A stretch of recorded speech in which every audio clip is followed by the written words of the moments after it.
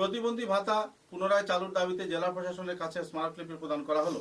আসামের প্রতিবন্ধী NGO Sonai ধনহরি part 1 এর উদ্যোগে শুক্রবার শিলচরে জেলা প্রশাসনের কার্যালয়ে প্রতিবন্ধী ভাতা পুনরায় চালুর দাবিতে একটি স্মারকলিপি প্রদান করা হয়। এদিন প্রায় 40 থেকে 50 জন প্রতিবন্ধী ব্যক্তি জেলা উপায়ুক্তের মাধ্যমে রাজ্য সরকারের উদ্দেশ্যে স্মারকলিপি প্রদান করেন।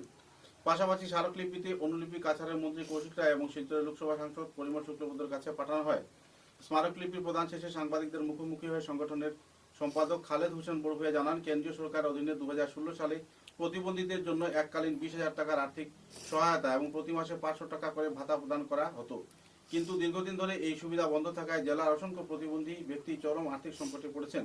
এই নিয়ে উপযুক্ত ব্যবস্থা গ্রহণের দাবি জানান তারা। প্রতিবন্ধী এনজিওর সম্পাদক আইন সম্পূর্ণ বিস্তারিত বাকিটা মেমোরেন্ডাম দিবেন।